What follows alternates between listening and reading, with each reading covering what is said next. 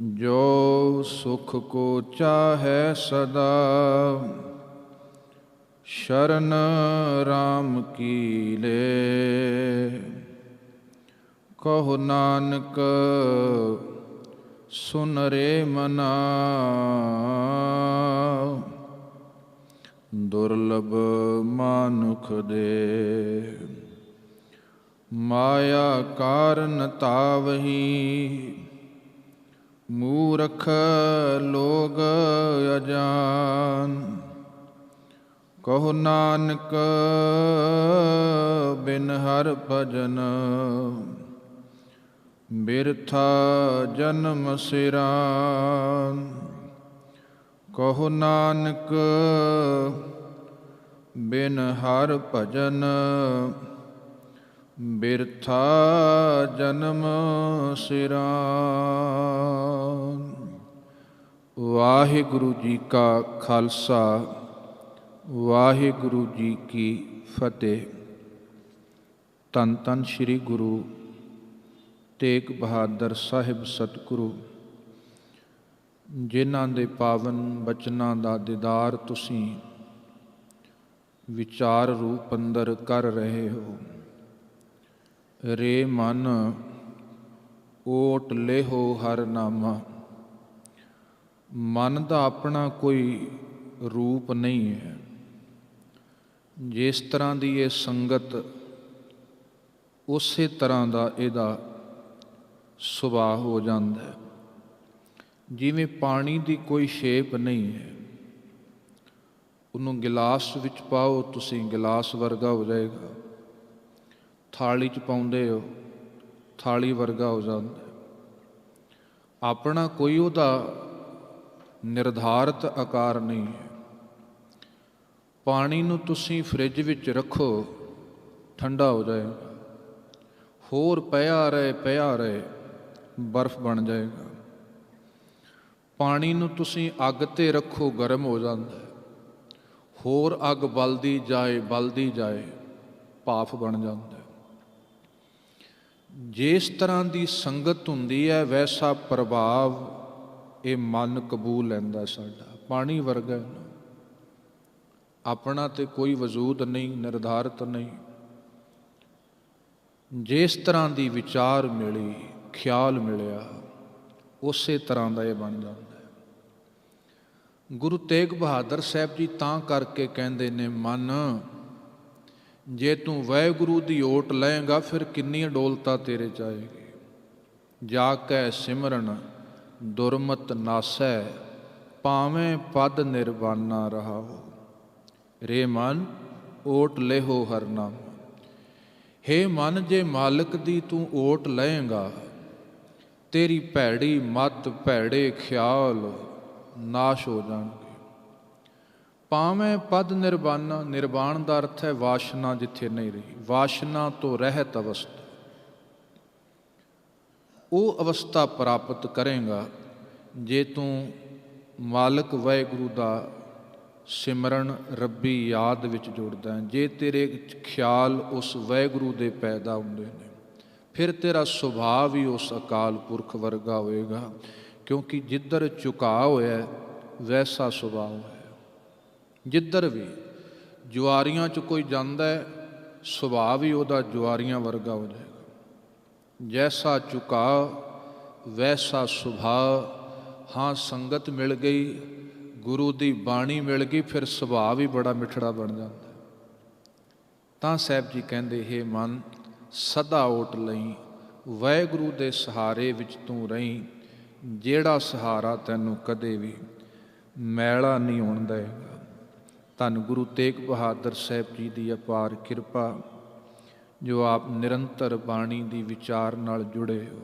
बड़ा सोहना उपराला गुरुदेव ने आप ही बख्शिश करके, रहमत करके, सुमत बख्शिश करके आरंभ कराया। आओ आपां अज दे पड़ाਅ नूं अगे तोरन दा यतन करदे हां। सारे ही जिन्ने सतसंगी जन आप जी सुभाए मान होए हो, प्यार सहित आखो जी सतनाम श्री वाहिगुरु।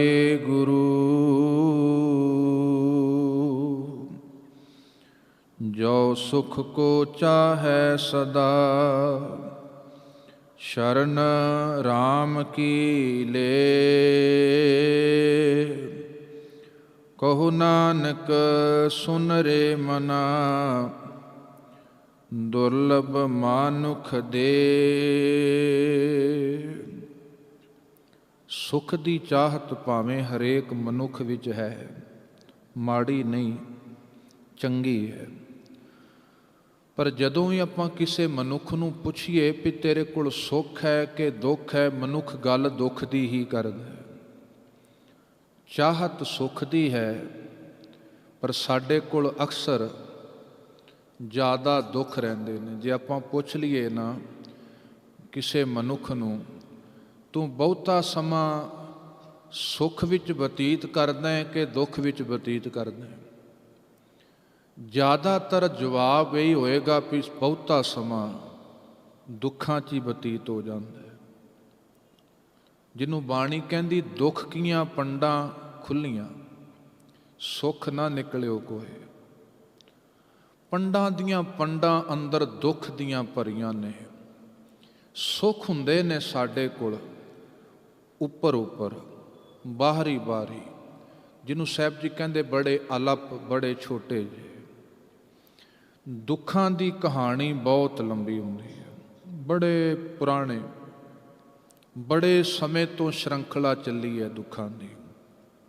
ਹੁਣ ਖਿਆਲ ਕਰਨਾ, ਚਾਹਤ ਸੁੱਖ ਦੀ ਹੈ, ਜੀਵਨ ਵਿੱਚ ਵਰਤਦੇ ਦੁੱਖ ਨੇ। ਗੁਰਦੇਵ ਜੀ ਕਹਿੰਦੇ ਸੁੱਖ ਦੀ ਭਾਲ ਮਨੁੱਖ ਕਰਦਾ ਹੈ, ਪਰ ਕਾਰਨ ਕੀ ਹੈ?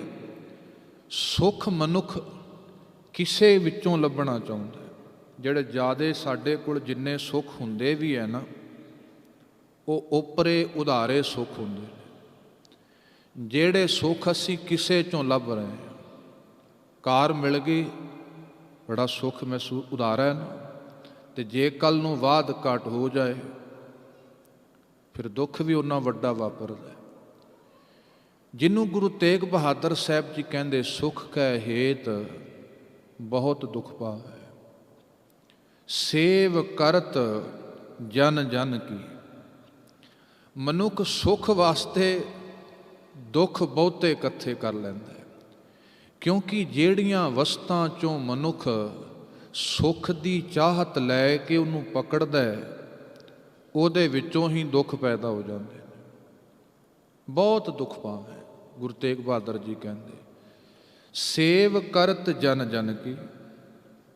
ਥਾਂ ਥਾਂ 'ਤੇ ਮੁਥਾਜੀ ਕਰਦਾ ਵੀ ਸ਼ਾਇਦ ਇਹਦੇ ਕੋਲੋਂ ਕੁਝ ਮਿਲ ਜਾਏ, ਸ਼ਾਇਦ ਉਹ ਮੈਨੂੰ ਕੁਝ ਦੇਗਾ, ਸ਼ਾਇਦ ਇਹ ਪਦਵੀ ਮਿਲ ਗਈ ਤਾਂ ਸੁੱਖ ਮਿਲ ਜਾਏਗਾ, ਸ਼ਾਇਦ ਮੇਰਾ ਸੈਲਰੀ ਫਿਗਰ ਵੱਧ ਗਿਆ ਤਾਂ ਸੁੱਖ ਮਿਲ ਜਾਏਗਾ। ਅਤੇ ਗੁਰਦੇਵ ਨੇ ਬੜਾ ਪਿਆਰਾ ਬਚਨ ਕਿਹਾ, ਦੁਆਰੈ ਦੁਆਰ ਸਵਾਨ ਜੋ ਡੋਲਤ। ਸਵਾਨ ਕਹਿੰਦੇ ਨੇ ਕੁੱਤੇ ਨੂੰ।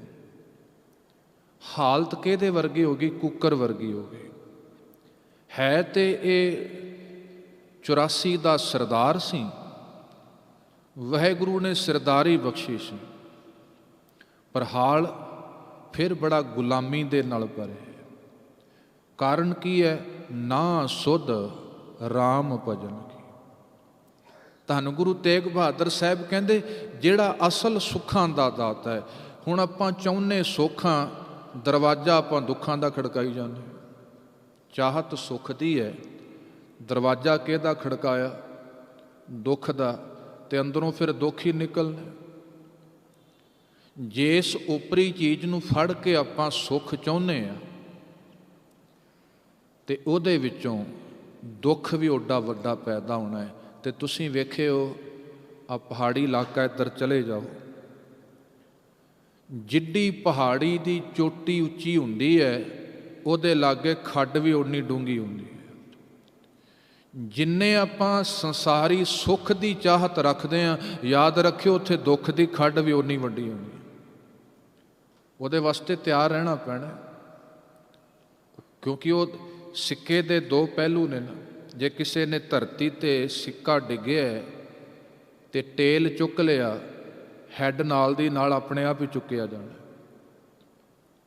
ਜੇ ਸੁਖ ਮੰਗ ਲਿਆ ਕੋਈ ਸੰਸਾਰੇ, ਤਾਂ ਹੀ ਤੇ ਭਗਤ ਕਬੀਰ ਜੀ ਕਹਿੰਦੇ ਸੋ ਸੁਖ ਹਮੋ ਨਾ ਮੰਗਿਆ ਪਾਵੇ। ਉਹ ਮੈਨੂੰ ਨਹੀਂ ਚਾਹੀਦਾ। ਵਿਖਿਆ ਅਜ ਹੂੰ ਸੁਰਤ ਸੁਖ ਆਸਾ, ਕੈਸੇ ਹੋਈ ਹੈ ਰਾਜਾ ਰਾਮ ਨਿਵਾਸਾ। ਭਗਤ ਕਬੀਰ ਜੀ ਕਹਿੰਦੇ ਮੈਨੂੰ ਉਹ ਸੁੱਖ ਨਹੀਂ ਚਾਹੀਦਾ ਜਿਹੜੀ ਸੁਰਤ ਵਿੱਚ ਵਿਖਿਆ ਬੈਠੀ ਹੈ, ਉਸ ਦੀ ਲਾਲਸਾ ਜਿਹੜੀ ਹੈ ਉਹਦੇ ਵਿੱਚੋਂ ਪੈਦਾ ਹੋਈ ਮੰਗ ਵਿੱਚੋਂ ਜਿਹੜਾ ਆਪਾਂ ਸੁੱਖ ਲੱਭਦੇ ਹਾਂ। ਭਗਤ ਕਬੀਰ ਜੀ ਕਹਿੰਦੇ ਮੈਨੂੰ ਨਹੀਂ ਚਾਹੀਦਾ, ਮੈਨੂੰ ਲੋੜ ਨਹੀਂ ਹੁੰਦੀ। ਓਡਾ ਵੱਡਾ ਫਿਰ ਦੁੱਖ ਵੀ ਨਾਲ ਪ੍ਰਗਟ ਹੋਣਾ ਹੈ। ਤੇ ਜੇ ਸਾਹਿਬ ਜੀ ਕਹਿੰਦੇ ਸਦੀਵੀ ਸੁੱਖ ਚਾਹੁੰਦੇ ਆ, ਚਾਹਤ ਹੈ ਸਭਨਾ ਅੰਦਰ ਸੁੱਖ ਦੀ, ਲੱਭਦਾ ਹਰੇਕ ਮਨੁੱਖ ਸੁੱਖ ਹੈ, ਪਰ ਜੀਵਨ ਵਿੱਚ ਫੇਰ ਦੁੱਖ ਸੰਤਾਪ ਵਰਤ ਜਾਂਦੇ ਨੇ। ਗੁਰੂ ਤੇਗ ਬਹਾਦਰ ਸਾਹਿਬ ਕਹਿੰਦੇ ਜੇ ਤੂੰ ਸਦਾ ਸੁੱਖ ਚਾਹੁੰਦਾ ਮਿਲ ਸਕਦਾ ਜੇ ਤੂੰ ਗੁਰੂ ਦੀ ਗੱਲ ਸੁਣੇਗਾ। ਵੈਸੇ ਬਾਣੀ ਨੇ ਜ਼ਿਕਰ ਕੀਤਾ ਹੈ, ਸਾਡਾ ਮਾਨਵੀ ਜੀਵਨ ਬੜਾ ਡੂੰਘਾ ਗੁਰੂ ਨੇ ਪੜ੍ਹਿਆ, ਸਾਨੂੰ ਬਹੁਤ ਡੂੰਘਾ ਗੁਰੂ ਜਾਣਦਾ ਹੈ। ਸਾਡੀਆਂ ਬਿਰਤੀਆਂ ਕੀ ਨੇ, ਸਾਡੇ ਸੁਭਾਅ ਕੀ ਨੇ, ਸਭ ਗੁਰੂ ਨੂੰ ਪਤਾ ਹੈ। ਤੇ ਤੁਸੀਂ ਵੇਖਣਾ, ਜੇ ਆਪਾਂ ਅੱਜ ਦੀ ਵੀ ਗੱਲ ਕਰੀਏ ਜਾਂ ਪੁਰਾਤਨ ਵੀ ਗੱਲ ਕਰ ਲਈਏ, ਮਨੁੱਖ ਦੇ ਮਨ ਵਿੱਚ ਇੱਕ ਖਿਆਲ ਘਰ ਕਰ ਚੁੱਕਾ ਹੈ ਵੀ ਸਭ ਤੋਂ ਵੱਧ ਆਪਾਂ ਸੁੱਖ ਧਨ ਵਿੱਚੋਂ ਲੱਭਦੇ ਹਾਂ।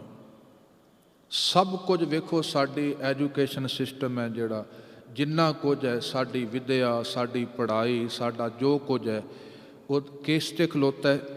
ਧਨ 'ਤੇ ਖਲੋਤਾ ਹੈ। ਵੀ ਧਨ ਵਿੱਚੋਂ ਸੁੱਖ ਮਿਲ ਜਾਣਾ। ਗੁਰਦੇਵ ਨੇ ਤਾਂ ਹੀ ਜ਼ਿਕਰ ਕੀਤਾ, ਨਹੀਂ ਮਿਲ ਸਕਦਾ। ਬੰਦਾ ਕਹੇ, ਸਭ ਤੋਂ ਪਹਿਲਾ ਜ਼ਿਕਰ ਸਾਹਿਬ ਨੇ ਧਨ ਦਾ ਹੀ ਕੀਤਾ। ਸੁਖ ਨਾਹੀ ਬਹੁਤਾ ਧਨ ਖਾਟੇ। ਜੇ ਬੰਦਾ ਕਹੇ ਵੀ ਇਹਦੇ ਚੋਂ ਸੁੱਖ ਮਿਲ ਜਾਣਾ, ਸਤਿਗੁਰ ਕਹਿੰਦੇ ਨਹੀਂ। ਖੱਟ ਖੱਟ ਕੇ ਵੇਖ ਹੀ ਲਿਆ ਬਹੁਤੇ ਲੋਕਾਂ ਨੇ। ਫਿਰ ਦੂਸਰਾ ਬੰਦਾ ਸੁੱਖ ਲੱਭਦਾ ਮਨੋਰੰਜਨ ਦੇ ਸਾਧਨਾਂ 'ਚ। ਜਿਹੜਾ ਸਮਾਜ ਜਿਤਨਾ ਦੁਖੀ ਹੋਏਗਾ ਨਾ ਮਾਨਸਿਕ ਤੌਰ 'ਤੇ, ਉਹ ਓਨੇ ਜ਼ਿਆਦਾ ਮਨੋਰੰਜਨ ਦੇ ਸਾਧਨਾਂ ਵੱਲ ਭੱਜਦਾ। ਜਿਹੜਾ ਸਮਾਜ, ਜਿਹੜਾ ਦੇਸ਼, ਜਿਹੜੇ ਲੋਕ ਅੰਦਰ ਤੋਂ ਜਿੰਨੇ ਜ਼ਿਆਦਾ ਦੁਖੀ ਨੇ, ਓਨੇ ਉਹ ਮਨੋਰੰਜਨ ਦੇ ਸਾਧਨ ਲੱਭਦੇ ਨੇ। ਕੋਈ ਸਿਨੇਮਾ ਲੱਭ ਲਓ, ਕੋਈ ਪੱਬ ਕਲੱਬ ਲੱਭ ਲਓ, ਜਾਂ ਫਿਰ ਉਹ ਕੋਈ ਨਸ਼ੇ ਦਾ ਸਹਾਰਾ ਲੈਣ। ਸਤਿਗੁਰ ਕਹਿੰਦੇ ਇਹਦੇ ਚੋਂ ਵੀ ਸੁੱਖ ਨਹੀਂ ਲੱਭਣਾ। ਸੁਖ ਨਾਹੀ ਬਹੁਤੈ ਧਨ ਖਾਟੇ, ਸੁਖ ਨਾਹੀ ਪੇਖੈ ਨਿਰਤ ਨਾਟੇ। ਕਿੰਨੇ ਨਾਟਕ ਵੇਖ ਲਏ ਜਾਣ, ਮਨੋਰੰਜਨ ਦੇ ਸਾਧਨ ਇਕੱਠੇ ਕਰ ਲਏ ਜਾਣ, ਕਿੰਨਾ ਕੁਝ ਤੇ ਆ ਗਏ। LED ਆ ਗਈ, 3D ਆ, ਵੇਖਣ ਦੇ ਕਿੰਨੇ ਸਾਧਨ ਨੇ, ਸੁੱਖ ਕਿੱਥੋਂ ਮਿਲੇ? ਫਿਰ ਸਤਿਗੁਰੂ ਜੀ ਨੇ ਵਤਨ ਕੀਤਾ, ਬੰਦਾ ਚਾਹੁੰਦਾ ਮੈਂ ਥਾਂ ਬਦਲ ਲਵਾਂ, ਦੇਸ਼ ਬਦਲ ਲਵਾਂ। ਹਾਂ ਠੀਕ ਹੈ, ਦੇਸ਼ ਬਦਲੇ ਜਾਂਦੇ ਨੇ। ਮੈਂ ਤੇ ਵੇਖਿਆ, ਬੰਦਾ ਚਲਾ ਗਿਆ, ਵੀਜ਼ਾ ਲੈ ਕੇ, PR ਮਿਲ ਗਈ, ਪੱਕਾ ਹੋ ਗਿਆ, ਇੱਛਾਵਾਂ ਦੁੱਖ ਉੱਥੇ ਦੇ ਉੱਥੇ ਖਲੋਤੇ ਹੋਏ ਨੇ। ਉਹੀ ਮਾਫ ਕਰਨਾ ਹੈ ਨਾ, ਕਹੀਏ ਵੀ ਕੋਈ ਦੂਜਾ ਦੇਸ਼ ਹੈ, ਸ਼ਾਇਦ ਉੱਥੇ ਜਾ ਕੇ ਆਪਾਂ ਸੁਖੀ ਹੋ ਜਾਵਾਂਗੇ। ਉੱਥੇ ਜਾ ਕੇ ਜ਼ਿਆਦਾ ਦੁਖੀ ਹੋ ਜਾਂਦਾ ਬੰਦਾ। ਸੁਖ ਨਾਹੀ ਬਹੁ ਦੇਸ ਕਮਾਏ। ਇੱਥੋਂ ਛੱਡ ਕੇ ਜੀ ਫਲਾਣੇ ਥਾਂ ਤੇ ਸੈੱਟ ਹੋ ਗਏ ਉਹ ਦੇਸ਼ਾਂ 'ਚ, ਪਰ ਆਪ ਅਪਸੈਟ ਹੀ ਤੁਰੇ ਫਿਰਦੇ। ਤੇ ਮੈਂ ਅਕਸਰ ਬੇਨਤੀ ਕਰਦਾ, ਬਹੁਤ ਕੁਝ ਸੈੱਟ ਕਰ ਲਿਆ, ਬੱਚੇ ਸੈੱਟ ਹੋ ਗਏ, ਘਰ ਸੈੱਟ ਹੋ ਗਿਆ, ਸੋਫਾ ਸੈੱਟ ਆ ਗਿਆ, ਡਿਨਰ ਸੈੱਟ ਆ ਗਿਆ, ਪਰ ਆਪ ਅਸੀਂ ਅਪਸੈਟ ਹੀ ਤੁਰੇ ਫਿਰਦੇ। ਬਿਲਕੁਲ ਕਮਲਿਆਂ ਵਰਗੇ, ਅੰਦਰੋਂ ਦੁੱਖਾਂ ਨਾਲ ਭਰੇ। ਬਾਹਰੋਂ ਆਪਾਂ ਇਹਨਾਂ ਚੀਜ਼ਾਂ ਨਾਲ, ਜਿਵੇਂ ਕਿਸੇ ਬੰਦੇ ਦੇ ਹਾਰਟ ਵਿੱਚ ਦਰਦ ਹੋਏ ਅੰਦਰ, ਤੇ ਬਾਹਰ ਪੱਟੀ ਬੰਨ੍ਹ ਕੇ ਤੁਰਿਆ ਫਿਰੇ ਵੀ ਸ਼ਾਇਦ ਆਰਾਮ ਮਿਲ ਜਾਏ, ਆਰਾਮ ਮਿਲ ਜਾਏ, ਆਰਾਮ ਮਿਲ ਜਾਏ। ਨਹੀਂ ਮਿਲ ਸਕਦਾ। ਇਹ ਹਾਲ ਇਸੇ ਤਰ੍ਹਾਂ ਦਾ ਹੈ। ਬੰਦਾ ਉਹਨਾਂ ਦੁੱਖਾਂ ਨੂੰ ਲੁਕਾਉਣਾ ਚਾਹੁੰਦਾ ਇਹਨਾਂ ਚੀਜ਼ਾਂ ਦੇ ਪਿੱਛੇ, ਕਿਸੇ ਧਨ ਦੇ ਪਿੱਛੇ, ਕਿਸੇ ਪਦਵੀ ਦੇ ਪਿੱਛੇ, ਕਿਸੇ ਹੋਰ ਦੇ ਪਿੱਛੇ। ਸਤਿਗੁਰ ਕਹਿੰਦੇ ਨਹੀਂ ਲੁਕਣੇ। ਸੁਖ ਨਾਹੀ ਬਹੁ ਦੇਸ ਕਮਾਏ, ਸਰਬ ਸੁਖਾਂ ਹਰ ਹਰ ਗੁਣ ਗਾਏ।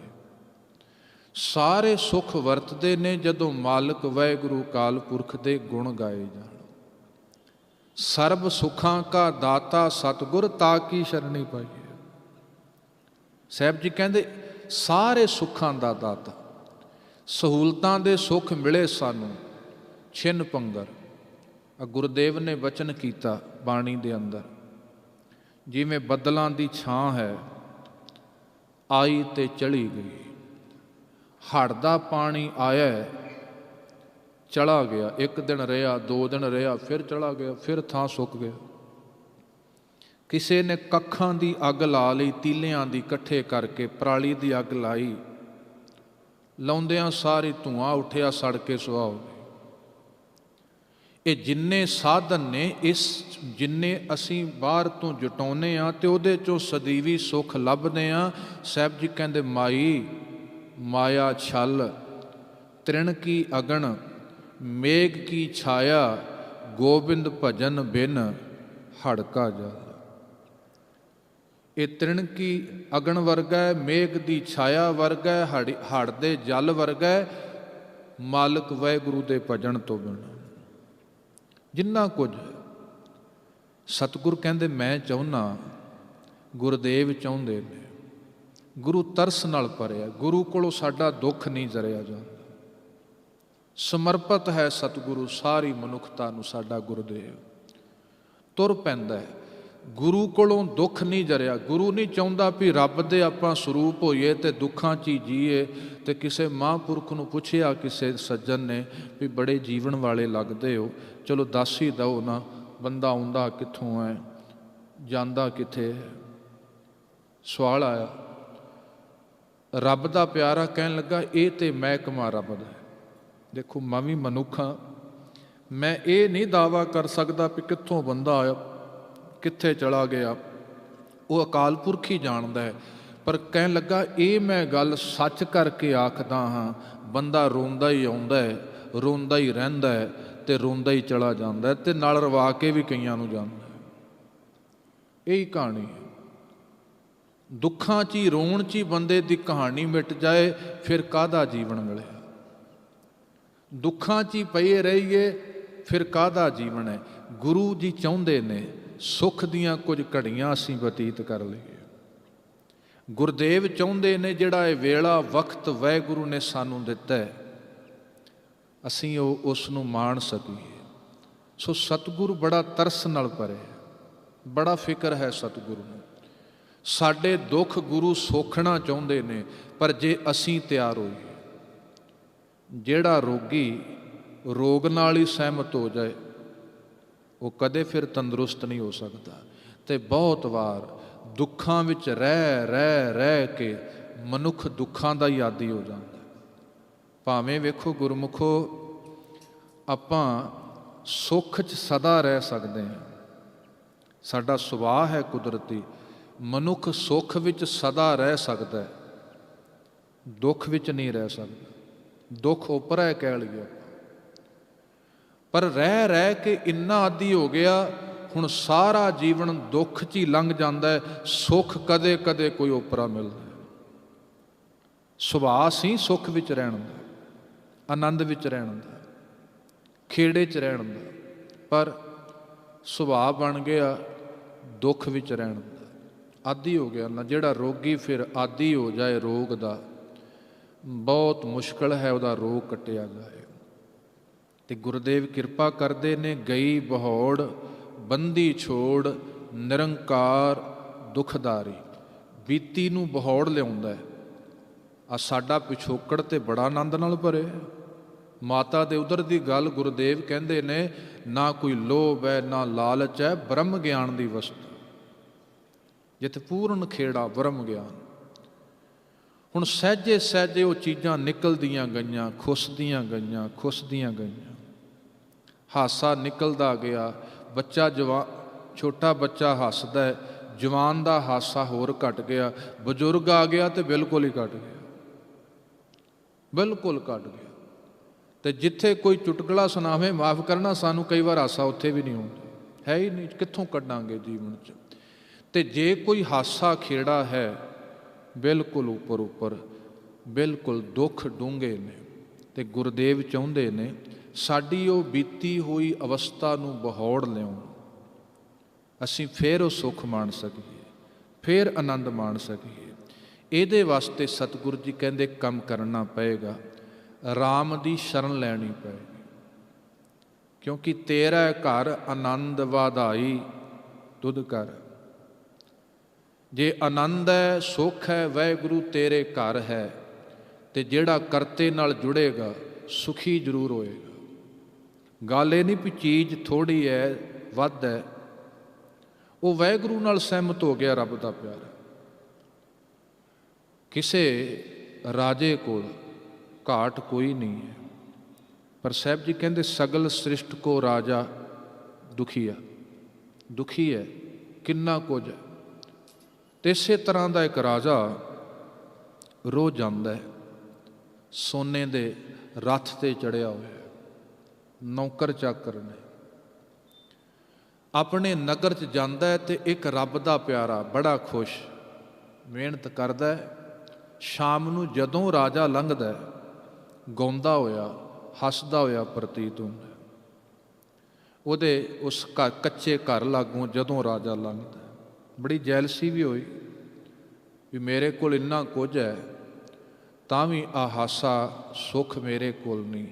ਇਹ ਕਿੱਦਾਂ ਹੱਸਦਾ ਹੈ, ਕਿੱਦਾਂ ਖੁਸ਼ ਹੈ, ਅੱਜ ਪੁੱਛ ਹੀ ਲੈਂਦਾ। ਅੱਜ ਉਸਨੇ ਪੁੱਛ ਲਿਆ, ਫਕੀਰਾ ਬੜਾ ਖੁਸ਼ ਹੈ, ਤੇਰੇ ਘਰ 'ਤੇ ਟੁੱਟੇ ਭਾਂਡੇ ਨੇ, ਮੇਰੇ ਕੋਲ ਸੋਨੇ ਦੇ ਬਰਤਨ ਨੇ, ਕੱਚਾ ਘਰ ਹੈ ਤੇਰਾ, ਮੇਰਾ ਸੋਹਣਾ ਪੱਕਾ ਮਹੱਲ ਹੈ, ਪਰ ਕਾਰਨ ਕੀ ਹੈ, ਤੂੰ ਬੜਾ ਸੁਖੀ ਹੈ। ਰੱਬ ਦੇ ਪਿਆਰੇ ਨੇ ਕਿਹਾ ਗੱਲ ਇਹ ਨਹੀਂ ਹੈ, ਭਾਂਡੇ ਭਾਂਡੇ ਹੀ ਨੇ, ਚਾਹੇ ਸੋਨੇ ਦਾ ਹੋਏ ਚਾਹੇ ਮਿੱਟੀ ਦਾ ਹੋਏ, ਗੱਲ ਇਹ ਨਹੀਂ ਹੈ। ਘਰ ਘਰ ਹੀ ਹੈ, ਠੀਕ ਹੈ, ਪੱਕਾ ਹੋਏ ਕੱਚਾ ਹੋਏ, ਗੱਲ ਇਹ ਨਹੀਂ ਹੈ। ਫਰਕ ਇਹ ਨਹੀਂ ਹੈ ਰਾਜਨ, ਫਰਕ ਇਹ ਹੈ ਮੈਂ ਅਕਾਲ ਪੁਰਖ ਦੇ ਭਾਣੇ 'ਚ ਰਾਜੀ ਹਾਂ। ਜੋ ਦਿੱਤਾ ਹੈ ਰੋਜ਼ ਉਹਦਾ ਸ਼ੁਕਰਾਨਾ ਕਰ ਲੈਣਾ। ਉੱਠਦਿਆਂ ਸਾਰ ਸਵੇਰੇ ਮੇਰੇ ਕੋਲ 2 ਆਪਸ਼ਨ ਹੁੰਦੇ ਨੇ, 2 ਸਾਡੇ ਸਭਨਾਂ ਕੋਲ ਹੁੰਦੇ ਨੇ। ਸਵੇਰੇ ਉੱਠਦਿਆਂ ਸਾਰ ਤੁਸੀਂ ਖਿਆਲ ਕਰਨਾ, ਕਦੇ ਵੀ ਮਨ ਨੂੰ ਸਮਝਾਉਣਾ, ਉੱਠਦਿਆਂ ਸਾਰ ਗੁਰਮੰਤਰ ਕਰਕੇ, ਮੂਲ ਮੰਤਰ ਕਰਕੇ। ਉੱਠਦਿਆਂ ਸਾਰ ਫਕੀਰ ਕਹਿੰਦਾ ਮੇਰੇ ਕੋਲ 2 ਚੁਆਇਸ ਹੁੰਦੀਆਂ ਨੇ, ਮੈਂ ਇੱਕ ਚੁਣ ਲੈਂਦਾ। ਉੱਠਦਾ 2 ਚੁਆਇਸ ਹੈ ਵੀ ਅੱਜ ਦਾ ਦਿਨ ਰੋਂਦਿਆਂ ਉਲਾਂਭੇ ਦਿੰਦਿਆਂ ਦੁਖੀ ਰਹਿਣਾ ਹੈ, ਕਿ ਅੱਜ ਦਾ ਦਿਨ ਹੱਸਦਿਆਂ ਖੁਸ਼ ਰਹਿਣਾ। ਕਹਿਣ ਲੱਗਾ ਮੈਂ ਇੱਕ ਚੁਣ ਲੈਂਦਾ ਵੀ ਅੱਜ ਮੈਂ ਖੁਸ਼ ਹੀ ਰਹਿਣਾ। ਤੁਸੀਂ ਵੀ ਚੁਣ ਕੇ ਵੇਖਿਓ। ਵੈਸੇ ਤਾਂ ਕਈ ਦਿਨ ਲੰਘ ਗਏ ਸਾਡੇ, ਇੱਦਾਂ ਹੀ ਜ਼ਿੰਦਗੀ ਲੰਘ ਗਈ ਸਾਰੀ। ਇਹ ਵੇਖਿਓ, ਚੁਣ ਕੇ ਵੇਖਿਓ। ਉੱਠਦਿਆਂ ਸਾਰ ਗੁਰਮੰਤਰ ਕੀਤਾ, ਮੂਲ ਮੰਤਰ ਕੀਤਾ, ਵਾਹਿਗੁਰੂ ਧਿਆਨ ਕੀਤਾ, ਬਾਣੀ ਪੜ੍ਹੀ, ਤੇ ਮਨ ਨੂੰ ਕਹਿਓ ਮਨਾ ਬਾਣੀ ਦਾ ਆਸਰਾ ਲਿਆ ਵਾਹਿਗੁਰੂ ਦਾ, ਅੱਜ ਮੈਂ ਇਹ ਚੁਣਿਆ ਵੀ ਮੈਂ ਸੁੱਖ ਸਦਾ ਖੁਸ਼ ਰਹਿਣਾ। ਤੇ ਸਹਿਜ ਸਹਿਜ ਅਭਿਆਸ ਬਣਦਾ ਬਣ ਜਾਣਾ। ਤੁਰਾਂਗੇ, ਤੁਰਦਿਆਂ ਤੁਰ ਪੈਣਾ। ਤੇ ਰੱਬ ਦਾ ਫਕੀਰ ਕਹਿਣ ਲੱਗਾ ਰਾਜਨ ਬਸ ਫਰਕ ਇਹ ਹੀ ਹੈ, ਮੈਂ ਉਸ ਰੱਬ ਨਾਲ ਸਹਿਮਤ ਹਾਂ, ਮੈਂ ਉਹਦੀ ਰਜਾ 'ਚ ਰਹਿੰਦਾ ਹਾਂ, ਤੇ ਤੂੰ ਅਜੇ ਸਹਿਮਤ ਨਹੀਂ ਹੋਇਆ। ਜਦੋਂ ਆਪਾਂ ਵੀ ਸਹਿਮਤ ਹੋ ਗਏ ਨਾ ਰੱਬ ਨਾਲ, ਉਹਦੀ ਸ਼ਰਨ 'ਚ ਰਹਿਣਾ, ਅਕਾਲ ਪੁਰਖ ਨਾਲ ਸਹਿਮਤ ਰਹਿਣਾ, ਫਿਰ ਕੋਈ ਕੰਪੈਰੀਜ਼ਨ ਨਹੀਂ। ਤੇ ਸਾਡਾ ਤਾਂ ਇੱਕਦਮ ਧਿਆਨ, ਗੱਡੀ ਰੋਡ 'ਤੇ ਚੜ੍ਹੀ ਨਹੀਂ ਤੇ ਸਾਡੇ ਤੋਂ ਵੱਡੀ ਲਗਜ਼ਰੀ ਗੱਡੀ ਲੰਘ ਗਈ, ਸਾਰਾ ਦਿਨ ਬਿਰਤੀ ਖਿੜੀ ਰਹੀ ਵੀ ਮੈਂ ਹੁਣ ਆ ਹੀ ਲੈਣੀ ਹੈ। ਕੰਪੈਰੀਜ਼ਨ ਹੋ ਗਿਆ ਨਾ, ਆਪਣੀ ਕਾਰ ਦਾ ਦੂਜੇ ਦੀ ਕਾਰ ਨਾਲ, ਆਪਣੇ ਘਰ ਦਾ ਦੂਜੇ ਦੇ ਘਰ ਨਾਲ, ਵੀ ਮੈਂ 500 ਦਾ ਸੂਟ ਪਾਇਆ, ਉਹਨੇ 5000 ਦਾ ਪਾਇਆ, ਮੇਰੇ ਕੋਲ 5000 ਦਾ ਮੋਬਾਈਲ ਹੈ ਤੇ ਉਹਨੇ ਆਈਫੋਨ ਫੜਿਆ 50000 ਦਾ। ਕੰਪੈਰੀਜ਼ਨ ਚੱਲਦਾ ਗਿਆ। ਤੇ ਗੁਰਮੁਖੋ ਕੰਪੈਰੀਜ਼ਨ 'ਚ ਕਦੇ ਸੁੱਖ ਨਹੀਂ ਪੈਦਾ ਹੋ ਸਕਦਾ। ਜਿੰਨਾ ਮਰਜ਼ੀ ਕਰਕੇ ਵੇਖ ਲਓ ਤੁਸੀਂ ਜੀਵਨ 'ਚ, ਸਦਾ ਹੀ ਭਾਵੇਂ ਕਿੱਥੇ ਵੀ ਚਲੇ ਜਾਵਾਂਗੇ, ਸਾਡੇ ਤੋਂ 10 ਅਮੀਰ ਹੋਰ ਹੋਣਗੇ, ਫਿਰ ਕਿੱਥੇ ਵੀ ਚਲੇ ਜਾ। ਤਾਂ ਕਰਕੇ ਸਿਆਣੇ ਰੱਬ ਦੇ ਪਿਆਰਿਆਂ ਨੇ ਕਿਹਾ, ਹਾਂ ਧਨ ਛੋਟੇ ਦਾ ਵੇਖਾਂਗੇ, ਸ਼ੁਕਰਾਨਾ ਪੈਦਾ ਹੁੰਦਾ। ਵਾਹਿਗੁਰੂ ਤੇਰਾ ਸ਼ੁਕਰ ਹੈ, ਤੂੰ ਇੰਨਾ ਕੁਝ ਦਿੱਤਾ, ਖਾਣ ਨੂੰ। ਆ ਈਰਾਨ ਦਾ ਇੱਕ ਸ਼ਾਹ ਲਿਖਦਾ ਹੈ, ਬਹੁਤ ਪੁਰਾਣੀ ਗਾਥਾ ਹੈ ਉਹਦੇ ਜੀਵਨ ਦੀ। ਮੈਂ ਬੇਨਤੀ ਕਰਾਂ ਮਾਲਕ ਦੀ ਸ਼ਰਨ ਵਿੱਚ, ਜੋ ਸਾਹਿਬ ਜੀ ਕਹਿ ਰਹੇ ਨੇ, ਜੋ ਸੁਖ ਕੋ ਚਾਹੈ ਸਦਾ ਸ਼ਰਨ ਰਾਮ ਕੀ ਲੈ। ਉਹਦੀ ਰਜਾ 'ਚ ਰਾਜੀ ਰਹਿਣਾ, ਉਹਦੀ ਸਿਫਤ ਨਾਲ ਜੁੜੇ ਰਹਿਣਾ। ਈਰਾਨ ਦਾ ਸ਼ਾਹ ਬਹੁਤ ਕੁਝ ਹੈ, ਪਰ ਇੱਕ ਕੀ ਹੁੰਦਾ ਹੈ, ਉਹ ਅੱਖ ਦੀ ਪਲਕ ਨਹੀਂ ਸੀ ਚਮਕ ਸਕਦਾ, ਬੜੀ ਮੁਸ਼ਕਿਲ ਹੁੰਦੀ ਸੀ ਉਹਨੂੰ। ਰਾਤ ਨੂੰ ਸੌਣ ਲੱਗਿਆਂ ਵੈਦ ਪੱਟੀਆਂ ਰੱਖਦੇ ਸਨ, ਬੜਾ ਦੁਖੀ ਹੈ। ਤੇ ਇਤਨਾ ਦੁਖੀ ਹੈ ਤੇ ਕਹਿੰਦਾ ਹੈ, ਮੈਂ ਆਪਣਾ ਸਾਰਾ ਧਨ ਰਾਜ ਦੇਣ ਨੂੰ ਤਿਆਰ ਹਾਂ, ਬਸ ਕੋਈ ਮੈਨੂੰ ਇਹ ਦਾਤ ਦੇ ਦੇ, ਮੈਂ ਆਪਣੀ ਅੱਖ ਦੀ ਪਲਕ ਆਪਣੀ ਮਰਜ਼ੀ ਨਾਲ ਚਮਕ ਸਕਾਂ। ਹੁਣ ਕਿੱਡੀ ਕੁ ਗੱਲ ਹੈ, ਅੱਖ ਦੀ ਪਲਕ ਝਮਕਣਾ ਆਪਾਂ ਕਵਾਂਗੇ ਕਿੱਡੀ ਕੁ ਗੱਲ ਹੈ, ਪਰ ਜਿਹਦੇ ਕੋਲ ਨਹੀਂ ਹੈ ਉਹਨੂੰ ਪੁੱਛੋ ਰੱਬ ਦੀ ਨਿਆਮਤ ਕਿੱਡੀ ਵੱਡੀ ਹੈ। ਆ ਸਾਡੇ ਕੋਲ 2 ਹੱਥ ਹੈ, ਮੈਂ ਅਕਸਰ ਕਿਹਾ ਕਰਦਾ, ਨਹੀਂ ਧਿਆਨ ਜੁੜਦਾ, ਕਦੇ ਕਦੇ PGI ਐਮਰਜੈਂਸੀ ਵਾਰਡ ਹੀ ਗੇੜਾ ਮਾਰ ਆਇਆ ਕਰੋ। ਵਾਹਿਗੁਰੂ ਵਾਹਿਗੁਰੂ ਕਰਦਿਆਂ ਨਿਕਲਾਂਗੇ। ਜਿਹੜੀ ਚੀਜ਼ ਸਾਡੇ ਕੋਲ ਹੈ ਅਸੀਂ ਨਹੀਂ ਕਈ ਵਾਰ ਉਹਦੇ ਵੱਲ ਵੇਖਦੇ। ਮਾਲਕ ਵਾਹਿਗੁਰੂ ਦੀ ਛੋਟੀ ਤੋਂ ਛੋਟੀ ਦਾਤ, ਉਹਦੀ ਆਪਾਂ ਕੀਮਤ ਨਹੀਂ ਦੇ ਸਕਦੇ।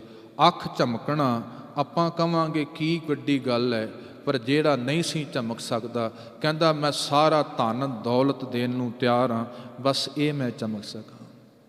ਸੋ ਜਿਹੜਾ ਪਲ ਉਹਦੇ ਸ਼ੁਕਰਾਨੇ 'ਚ ਬੀਤ ਜਾਏ, ਉਹਦੀ ਸਿਫਤ ਵਿੱਚ ਬੀਤ ਜਾਏ, ਵਾਹਿਗੁਰੂ ਦੀ ਸ਼ਰਨ ਵਿੱਚ ਬੀਤ ਜਾਏ।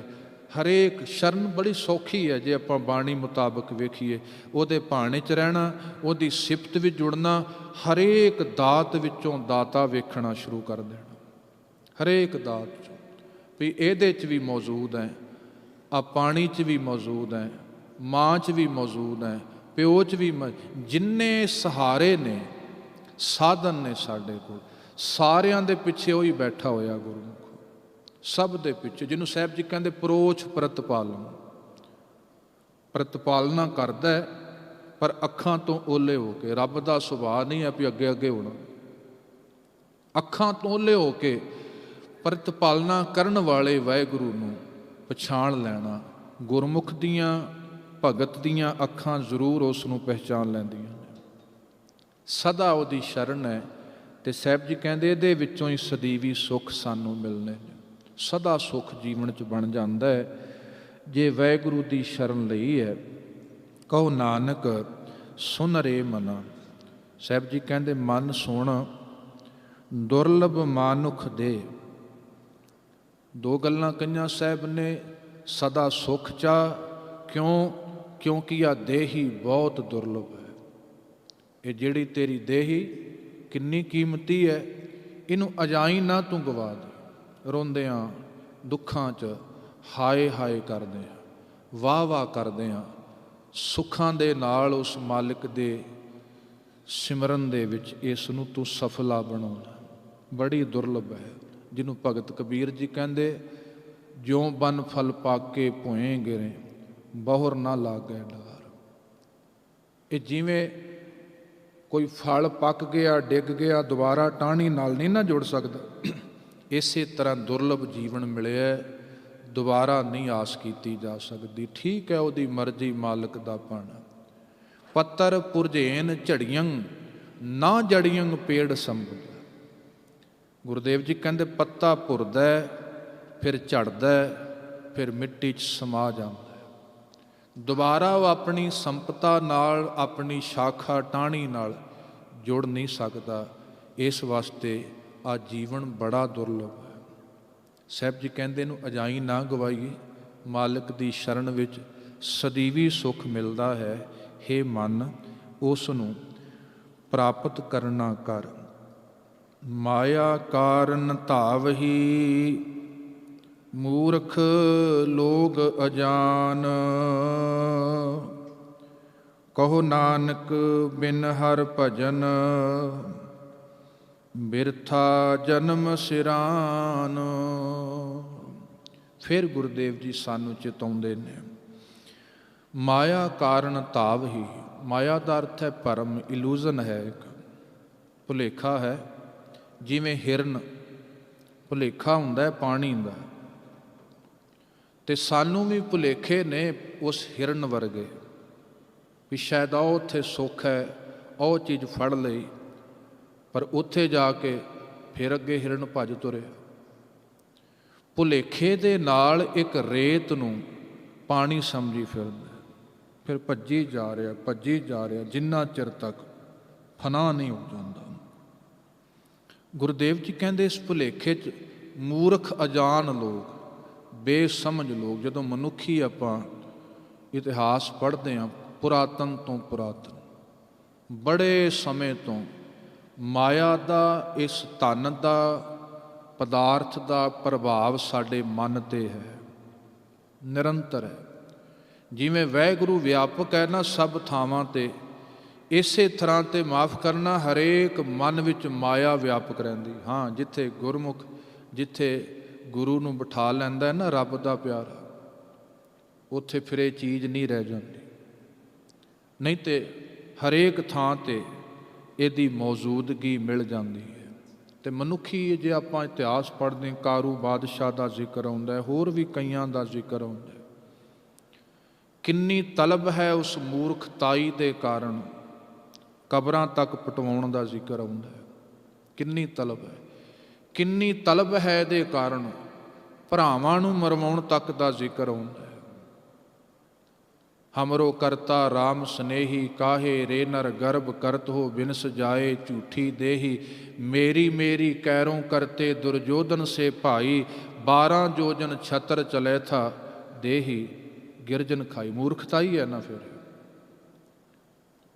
ਧਾਵ ਹੀ ਮੂਰਖ ਲੋਕ ਅਜਾਨ, ਮੂਰਖ ਬੇਸਮਝੀ ਦਾ ਪ੍ਰਤੀਕ ਹੈ। ਅਜਾਨ ਜਿੱਥੇ ਜਾਣਿਆ ਨਹੀਂ ਕੁਝ ਵੀ ਆਹ ਚੀਜ਼ ਹੈ। ਜਿਵੇਂ ਹਿਰਨ ਤੇ ਚਲੋ ਪਸ਼ੂ ਹੈ, ਨਹੀਂ ਜਾਣਦਾ ਵਿਚਾਰਾ ਵੀ ਰੇਤ ਉਹ ਚਮਕਦੀ ਪ੍ਰਤੀਤ ਹੁੰਦੀ ਹੈ, ਉਹ ਪਾਣੀ ਲੱਗਦਾ, ਪਰ ਮਨੁੱਖ ਦੇ ਕੋਲ ਤੇ ਸਮਝ ਹੈ ਨਾ। ਹੇ ਮਨੁੱਖ, ਤੂੰ ਤੇ ਸਮਝ ਨਾ ਕਰ। ਤੇ ਨਹੀਂ ਤੇ ਸਾਹਿਬ ਜੀ ਕਹਿਣ ਲੱਗੇ, ਆ ਜੀਵਨ ਵਿਅਰਥ ਸਿਰਾਨ ਬੀਤਦਾ ਜਾਂਦਾ। ਬੀਤ ਜ਼ਰੂਰ ਰਿਹਾ, ਪਰ ਉਸ ਦੇ ਬੀਤੇ 'ਚ ਪ੍ਰਾਪਤੀ ਕੁਝ ਵੀ ਨਹੀਂ ਹੋ ਰਹੀ। ਲੰਘ ਰਿਹਾ ਦਿਨ, ਪਰ ਕੀ ਮਿਲਿਆ? ਲੰਘਦਿਆਂ ਲੰਘਦਿਆਂ ਲੰਘਦਿਆਂ ਜੀਵਨ ਇੱਥੋਂ ਤੱਕ ਆ ਗਿਆ, ਪਰ ਉਹਦੇ 'ਚੋਂ ਸਾਹਿਬ ਜੀ ਕਹਿੰਦੇ ਕੋਈ ਸੁੱਖ, ਕੋਈ ਆਨੰਦ ਜੀਵਨ ਵਿੱਚ ਠਹਿਰਾ ਬਣਿਆ ਹੀ ਨਹੀਂ। ਇਹ ਬੇਸਮਝੀ ਦੀ ਨਿਸ਼ਾਨੀ ਹੈ। ਅਤੇ ਮਾਲਕ ਵਾਹਿਗੁਰੂ ਨੇ ਸਾਨੂੰ ਇਹ ਦਾਤ, ਇਹ ਜੀਵਨ ਬਖਸ਼ਿਸ਼ ਕੀਤਾ ਹੈ, ਇਸ ਨੂੰ ਬਿਰਥਾ ਨਾ ਅਸੀਂ ਗਵਾ ਦਈਏ। ਗੁਰੂਦੇਵ ਜੀਵਨ 'ਚੋਂ ਸਕਾਰਥਾ ਚਾਹੁੰਦੇ ਨੇ ਵੀ ਹੋਏ ਜ਼ਰੂਰ, ਜਿਵੇਂ ਸਮਾਂ ਤੇ ਲੰਘਦਾ ਹੀ ਲੰਘਦਾ ਹੈ। ਖੈਰ, ਬਾਣੀ ਦਾ ਬਚਨ ਆਉਂਦਾ ਹੈ, ਰੈਣ ਗਵਾਈ ਸੋਏ ਕੈ, ਦਿਵਸ ਗਵਾਇਆ ਖਾਏ।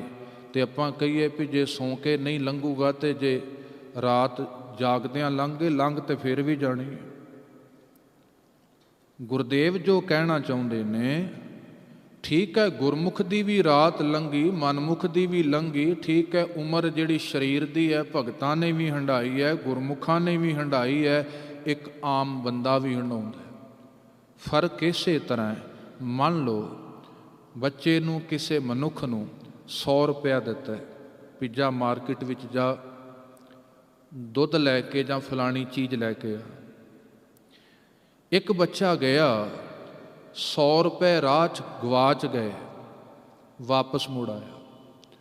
ਇੱਕ ਬੱਚਾ ਗਿਆ 100 ਰੁਪਇਆ ਲੈ ਕੇ, ਦੁਕਾਨ ਵਾਲੇ ਨੂੰ ਦੇ ਕੇ ਉਹ ਚੀਜ਼ ਲੈ ਕੇ ਆਉਂਦਾ ਹੈ।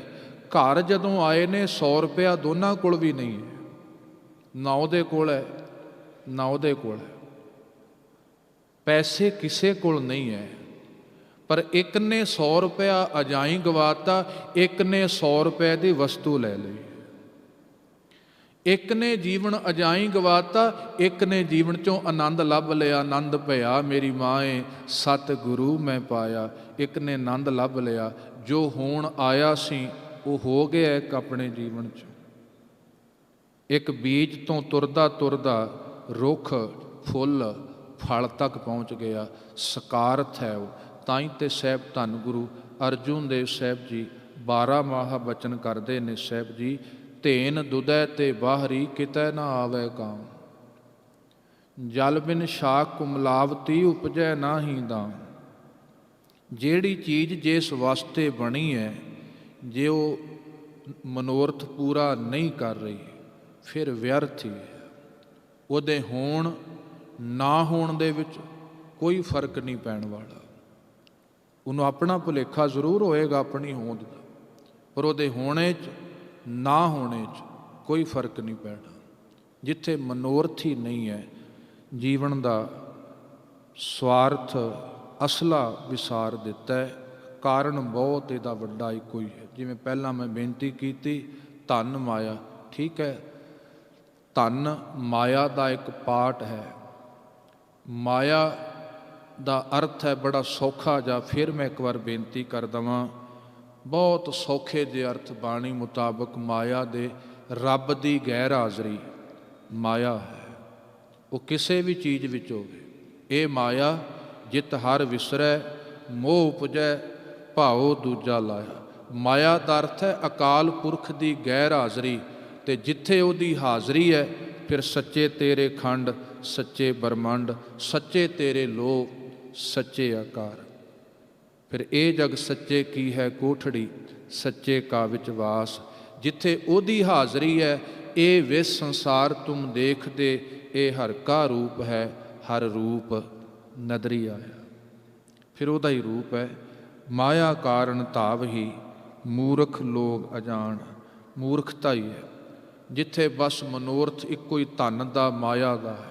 ਕੋਈ ਰਿਸ਼ਤਾ ਵੇਖ ਲਓ, ਕੋਈ ਕਾਜ ਵੇਖ ਲਓ, ਕੁਝ ਵੀ ਤੁਸੀਂ ਵੇਖ ਲਓ, ਉਹਦੇ 'ਚ ਮਨੋਰਥ ਜੇ ਧਨ ਹੋਏਗਾ ਉਹ ਮੂਰਖਤਾ ਹੀ ਹੋਏਗੀ। ਅਤੇ ਅਕਸਰ ਹੁੰਦਾ ਇਸੇ ਤਰ੍ਹਾਂ ਦਾ।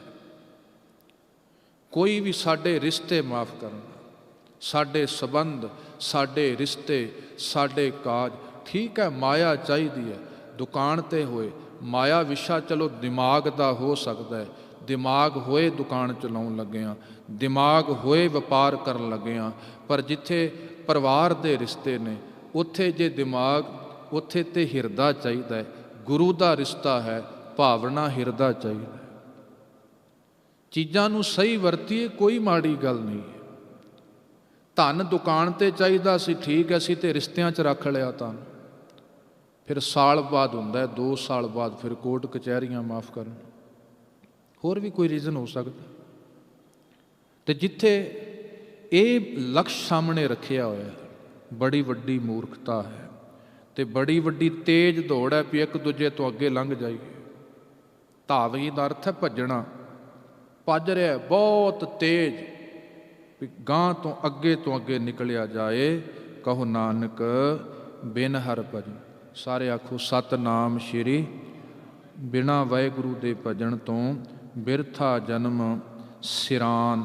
ਸਿਰਾਨ ਦਾ ਅਰਥ ਹੈ ਲੰਘ ਰਿਹਾ, ਬੀਤ ਰਿਹਾ, ਤੁਰ ਰਿਹਾ। ਭਾਈ ਉਸ ਮਾਲਕ ਦਾ ਆਸਰਾ ਸਹਾਰਾ ਕਦੇ ਤੂੰ ਛੱਡੀ ਨਾ, ਤਾਂ ਜੋ ਤੂੰ ਸਦਾ ਸੁਖ ਪ੍ਰਾਪਤ ਕਰ ਸਕੇ।